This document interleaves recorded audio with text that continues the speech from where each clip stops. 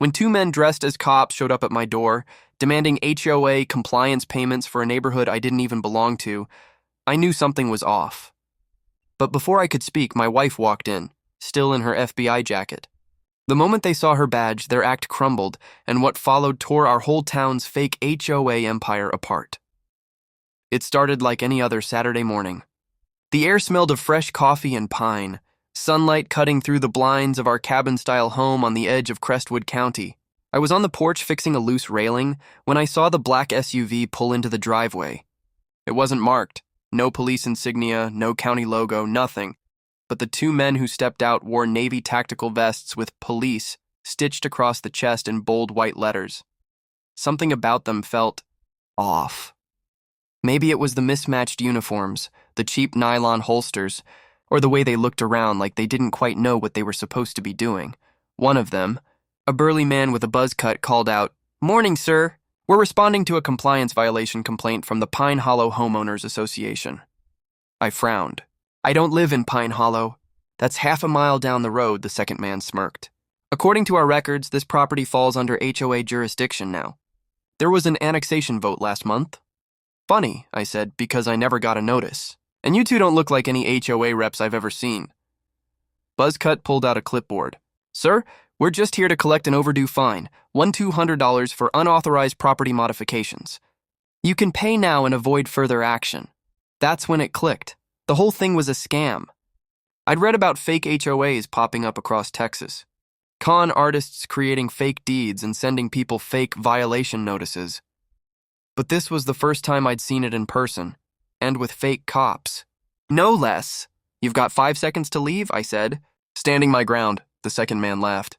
"Or what? You'll call the police?" "We are the police." That's when the front door opened and my wife stepped out. She was still in her work clothes, dark slacks, a crisp white shirt, and a navy jacket with bold yellow letters that read FBI across the back. Her badge hung clearly from her belt, glinting in the sun. Her voice was calm, but her eyes were steel. "No, gentlemen," she said. "I am the police, and I'd love to see your credentials." The two men froze. The color drained from their faces. Buzzcut stammered, Ma'am, this is just a misunderstanding." "Hands where I can see them," she ordered, stepping forward, one hand near her firearm. "Now!" They bolted. Not a word, not a glance. They sprinted for their SUV, tires screaming as they peeled down the road. My wife, Agent Laura Jensen of the Federal Bureau of Investigation, watched them go, then turned to me with a sigh. "You okay?" "Yeah," I said, exhaling. "Guess I married the right woman." She didn't smile. "This wasn't random, Mark. Nobody runs a fake HOA scam this close to a federal agent's house. Someone's trying to expand, once, or cover something up. That's when we decided to dig deeper." That night, Laura and I sat side by side at the kitchen table, laptops open, coffee steaming between us. I pulled up the supposed Pine Hollow HOA site. It looked professional enough, with rules, bylaws, and even an online payment portal. But when Laura traced the web domain, her brows furrowed. "Registered to a shell company in Nevada," she murmured, "owned by a Douglas development group. That ring a bell?" I nodded slowly. "Karen Douglas. She's the self-proclaimed HOA president over at Pine Hollow, always throwing her weight around, even tried to fine me for putting up a flagpole on my property." Laura's fingers flew over the keyboard. "Looks like she's not just running an HOA, she's running a fraud ring. Multiple shell companies, fake contractor permits, and wow, she's filed liens on over 20 properties in the county. Some of those houses aren't even in HOA zones." "She's stealing land," I said flatly. "Extorting people first," Laura corrected, "then taking the properties when they fail to comply. It's organized theft disguised as bureaucracy." Over the next week, we started gathering evidence. I installed new cameras around the house, and Laura worked quietly with a small team from her office, keeping the case under wraps. They discovered that Karen's HOA enforcement was actually a front for a private security group run by her husband, a man named Ron Douglas, a former mall cop with a string of assault charges and a history of intimidation tactics. The two fake cops who came to our house? They were part of his crew, and according to county records, they'd been shaking down homeowners for months, collecting fines that went straight into offshore accounts. But things escalated fast. 2 nights later, our driveway sensor went off again. This time, 4 SUVs pulled up. My heart pounded as I peeked through the blinds.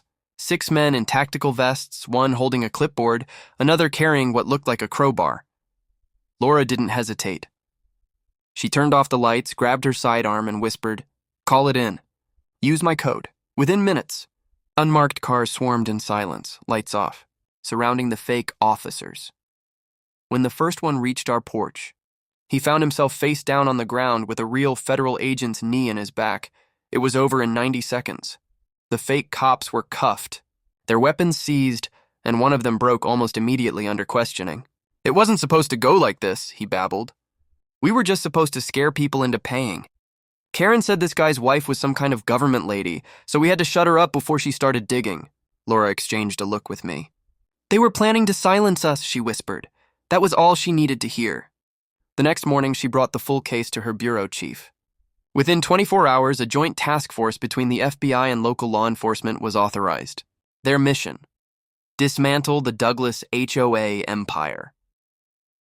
The operation went down 2 weeks later, just after dawn. I stood on our porch, watching the convoy roll past, marked FBI trucks, local sheriff's units, even a few black SUVs from the Department of Justice. Laura led them, her badge clipped to her vest, her expression all business. The Pine Hollow subdivision looked peaceful at first glance. Manicured lawns, pastel houses, and mailboxes lined up like soldiers. But behind those picket fences was corruption that had bled the community dry. When the feds moved in, chaos erupted. Ron Douglas tried to bolt out the back of his house, but 2 agents tackled him in the yard. Karen was found shredding papers in her office, HOA contracts, fake deeds, even lists of problem homeowners marked for eviction. As the cuffs clicked around her wrists, she screamed, "You can't do this." "I own this community." Laura stared her down. "You don't own anything, Karen. Not the people, not the property, not the law. It's over." The news broke within hours. FBI busts fake HOA ring, millions stolen in property fraud. It turned out the Douglas family had been running similar scams across 3 counties for years, using fake law enforcement officers and falsified records to extort innocent homeowners. Dozens of families came forward, many in tears, realizing they'd been paying fees to criminals instead of a legitimate association. Karen and Ron faced federal charges: wire fraud, conspiracy, extortion, and impersonation of law enforcement. They'd be serving decades behind bars. But justice didn't end there. The state reimbursed every victim from a restitution fund, and the Pine Hollow HOA was officially dissolved. Signs came down, fake officers were exposed, and homeowners began rebuilding trust with actual community representatives. A few weeks later, as Laura and I sat on the porch again, coffee in hand, the same place it all began, she looked at me and smiled faintly. "You know, most couples fight over bills. We fight organized crime," I laughed. "Guess that's what happens when you marry the Bureau," she nudged me playfully. "Or when the Bureau marries someone who knows how to install 8 security cameras overnight." Life went back to quiet after that. The kind of quiet we'd fought to protect. Every now and then, someone new moves into the area and mentions hearing about the HOA case. They ask if it's true that a bunch of fake cops got chased off by an FBI agent at her own house. I just grin and nod.